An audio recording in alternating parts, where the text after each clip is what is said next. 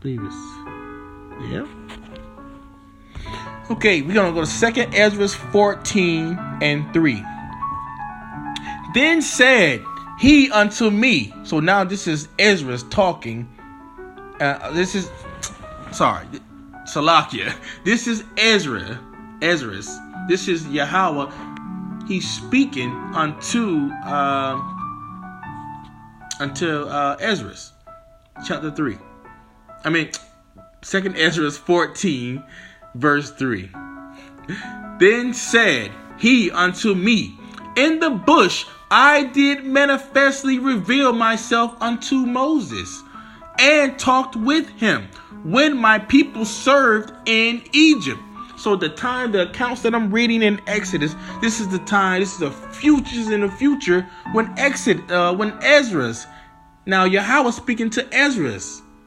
Okay, and he's letting him know that the time that he was talking with Moses. Okay, verse 4. And I sent him and led my people out of Egypt and brought him up into the mount of where I held him by me a long season. So by a long season, he held them up. That long season. Which is Exodus 24. We just read it. Let's go back to Exodus 24.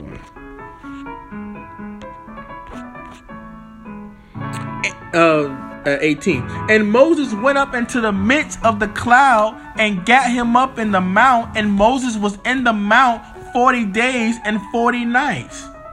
He was in there. He was in the UFOs. He was talking to Yahweh. Probably through the messenger, the angels, or.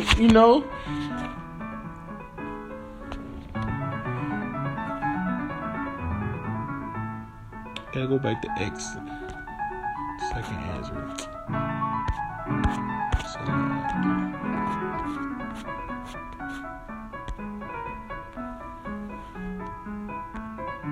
Okay. Let's read that again. 2nd Ezra 14:3. Then said he unto me, in the bush I did manifestly reveal myself unto Moses, and talked with him when my people served in Egypt. Okay? He's going back in the past. And I sent him and led my people out of Egypt and brought him up to the mount of where I held him by me a long season. So he went up into the mount. He went up into the UFO, so-called UFO. Verse 5. And told him many wondrous things, and showed him the secrets of the times and the end, and commanded him, saying, these words shalt thou declare, and these shalt thou hide.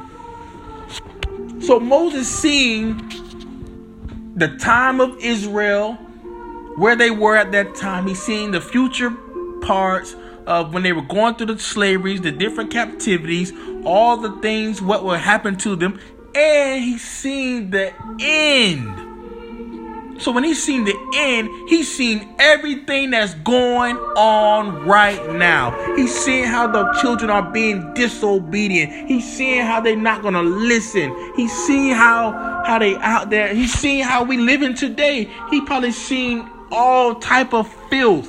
And he's seeing the children of Israel, and he's probably in shock, like, what's going on? So he's seen it. So now the reason why you seeing Moses, he has so much compassion on the people, because he's seen what was before the children of Israel.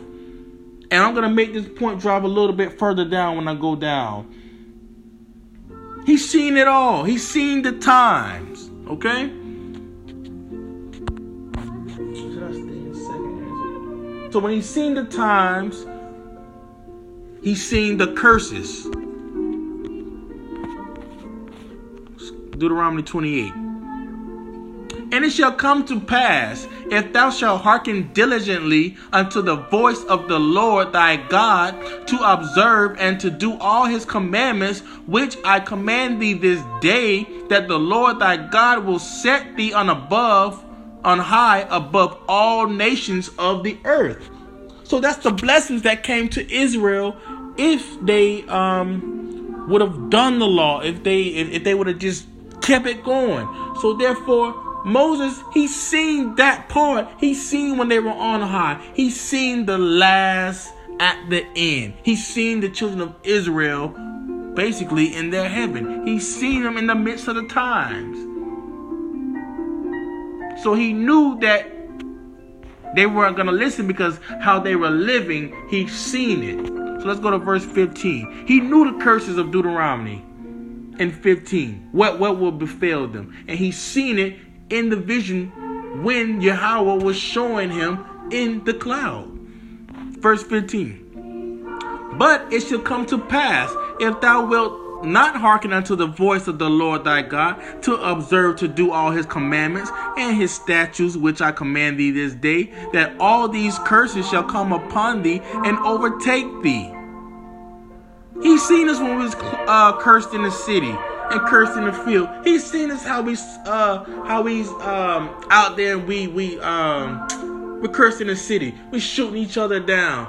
We're living in the worstest neighborhoods. They got nothing but drugs and prostitution all in the hoods where the children of Israel stay. Vexation. He's seen it, the people, how they call us the niggas and spicks. He's seen that we were approached to all the nations. He's seen that verse on 28, when the Lord was smite thee with madness and blindness and astonishment of heart. With all the things that's going on, he's seen us how we were blind and how we grope in darkness as thou. Let me read that again. Thou shalt, that's verse 29. And thou shalt grope at noonday as the blind gropeth in darkness, and thou shalt not prosper in thy ways, and thou shalt be only oppressed and spoiled evermore, and no man shall save thee.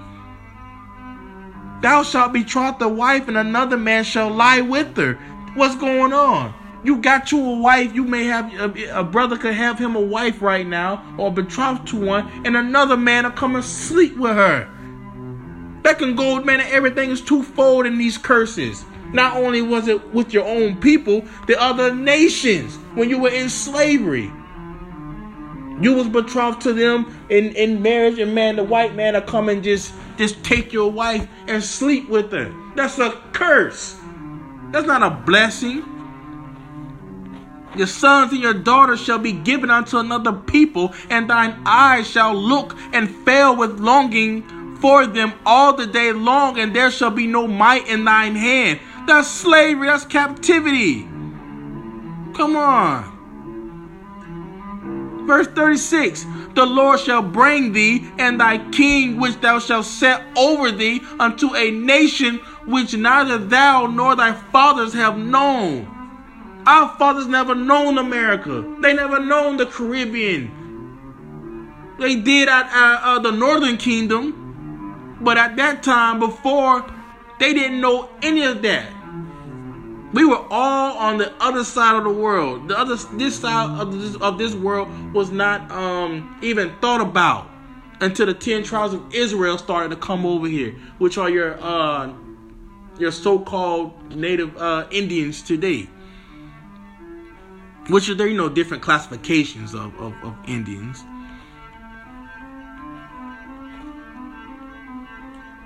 I think it's verse 46. And they shall be upon, it's a whole lot of signs. So it's saying, and they shall be upon thee for a sign and for a wonder upon thy seed forever. So it's letting you know you're going to be wondering why you're going through all these different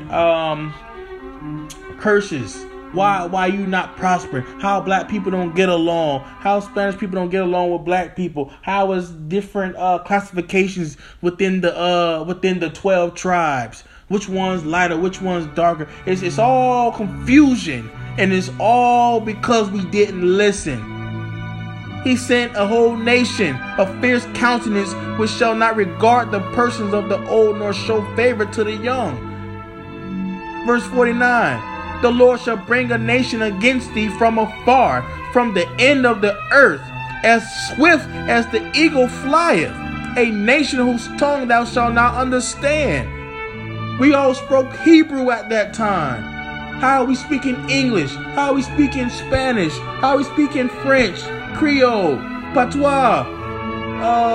You even all the other Israelites that are around the world. How come they're speaking Mandarin? Dang. The Philippines, I think it's the Philippines, Tagalog. How come they're speaking these different languages and we all spoke Hebrew? Verse 68. Let's go to 59. No. Verse 56. The tender and delicate woman among you, which would not adventure to set the sole of her feet upon the ground for delicateness and tenderness, her eyes shall be evil toward the husband of her bosom, and toward her son, and toward her daughter. That's a lot of the women today. That's how they are. And we just gonna jump. I'm just jumping around. Verse 68. And the Lord shall bring thee into Egypt again with ships. We just talked about Egypt, right? That's a good one. That's the spirit. That's the spirit. We're talking about Egypt, right? So therefore, when Egypt came out, they were walking under the cloud. They were walking under the so-called UFO. How is it this time in 68, it says, and the Lord shall bring thee into Egypt again with ships?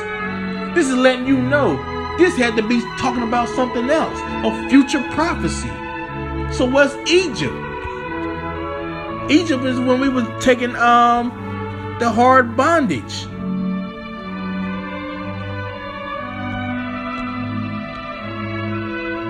Exodus 20:2. I am the Lord thy God, which have brought thee out of the land of Egypt, out of the house of bondage. So it's letting you know the house of bondage. Substitute. And the Lord shall bring thee into bondage, slavery, captivity again with ships. So now you have to look into history. Now you have to look at the children of Israel now, and you have to look back and you have to say, well, the only people that was really in slavery in like cargo ships were the people that they called Africans, which were not Africans. You probably had some Africans on there, but it was mostly the children of Israel. Verse 68 again. And the Lord Yahweh shall bring thee into Egypt again with ships, by the way whereof I spake unto thee. Thou shalt see it no more again, and there ye shall be sold unto your enemies for bondmen and bondwomen, and no man shall buy you. Meaning no one is not going to come save you. You can't look for nobody to come get you out of your situation. Only I, Yahweh, you have to come. You have to come to me if you want to get out of your situation. So that's the curses. So now therefore you see Salak, you see Moses, he's seen all of this. He's seen this present time. So we're gonna get to the point. No, let's go to 68. I'm gonna get to that point at the closer to the end. Let's go to Blue.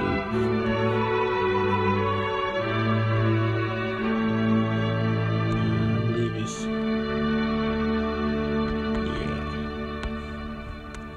okay. Baruch chapter 4. Verse 6. Ye were sold to the nations, not for your destruction, but because ye moved God to wrath. Ye were delivered unto the enemies. What did I just read in Deuteronomy 28, verse 68? Verse 7. For ye provoked him that made you by sacrificing unto devils and not to God. Power. Your power. Salakia. So we provoked him. We didn't listen to him. We didn't do any of his laws. So therefore, the children of Israel, they have to pay for what they, basically for what they done. But when you look into the spirit, it was all caused this way from the beginning. This was already written, what was supposed to happen. Verse 8. And ye shall, Salakia, verse 8. Ye have forgotten the everlasting God power that brought you up, and ye have grieved Jerusalem that nursed you. Okay? We did. We really did. Oh, let's go to...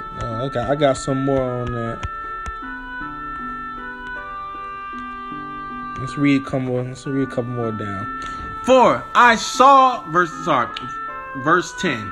For I saw the captivity of my sons and daughters, which the everlasting brought upon them.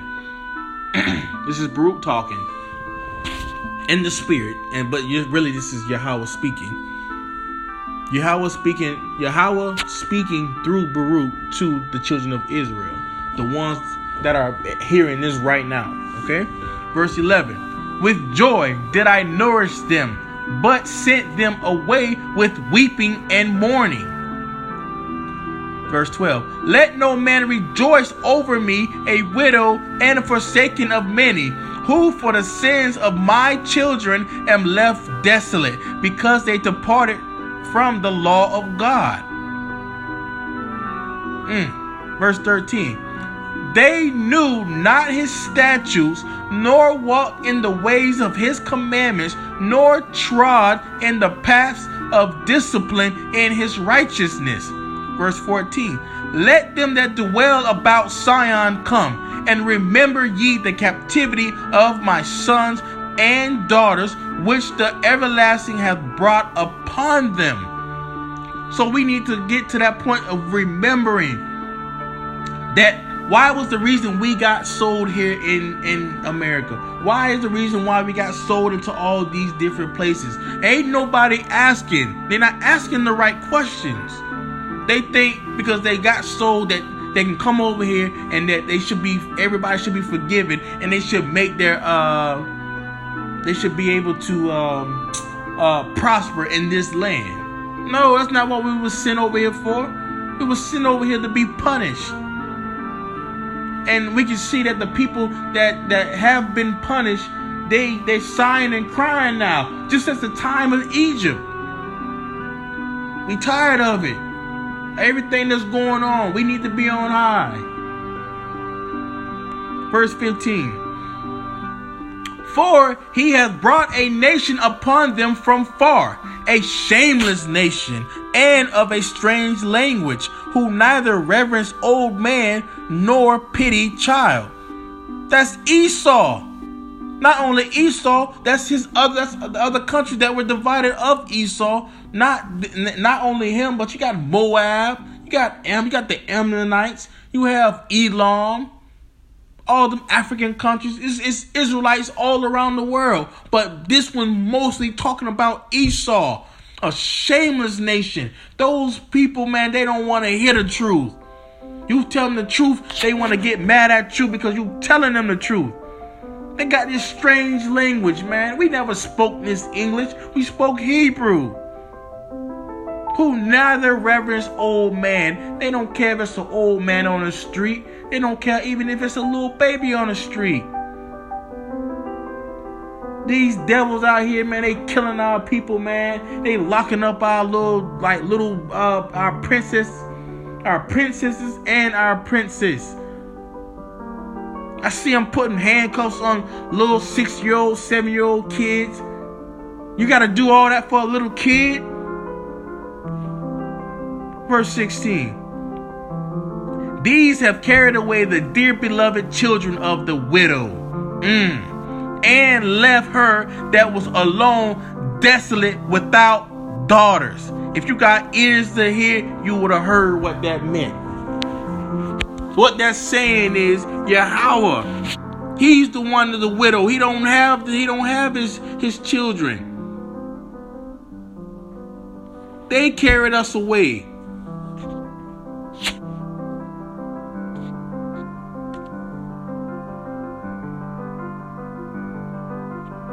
go to Baruch 2. I'm about to close it up. 2 and 30, I believe. Oh, 28. Baruch 2 and 28. As thou spakest by thy servant Moses in the day when thou didst command him to write the law before the children of Israel, saying, if ye will not hear my voice, surely this very great multitude shall be turned into a small number among the nations where I will scatter them. Verse 30, this is Yahweh. For I knew that they would not hear me, because it is a stiff-necked people. No one can't tell me that this Bible's not telling the truth.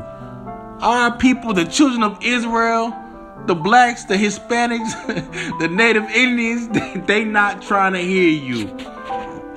You have a lot of proud individuals, a whole lot of people struck with madness. A lot of them are destroyed. They're destroyed because they don't hear. They're destroyed because their heart is so hard that they cannot hear. The pride is up.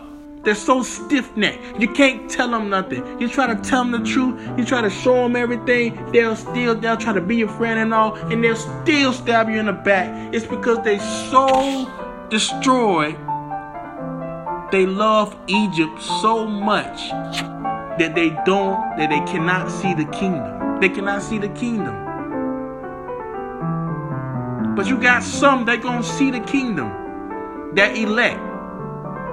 They're gonna see it. Let's read 30 again. For I knew that they would not hear me, because it is a stiff-necked people. But in the land of their captivities, they shall remember themselves. Just take me for an instance. I was going through life the whole time. I studied different religions. I went around. I never read the Bible. I never really cared about that Christianity. I thought it was all fake. I used to laugh at it, but I used to always question life. I used to always look into different things, deep things, like things of corruption. So now it's like I get at a point in my life to where nothing makes sense. So now I'm just talking to myself one day and I'm asking, I need truth. If you real, and I remember I asked and I said, if you real, God, if you real, show me. And then since that day, my eyes have been woken up. It's been woken up. Everything opened up. I can see everything. The Spirit came on me and I can see everything. And I know the Spirit's working with me because all the things that I've seen, it led me to this very point. It led me. But in the land of their captivities, they shall remember themselves. That's a future prophecy that was back then and it happened now. I'm a firm believer that this Bible is real. No one can't tell me anything else. Verse 31. And shall know that I am the Lord their God. For I will give them an heart and ears to hear. What did I just say? He gave me an heart and he gave me ears to hear. I see, I hear. It's all in my mind. I got pictures. I know it's real. I know that there is a God now. I didn't know before, but I know now.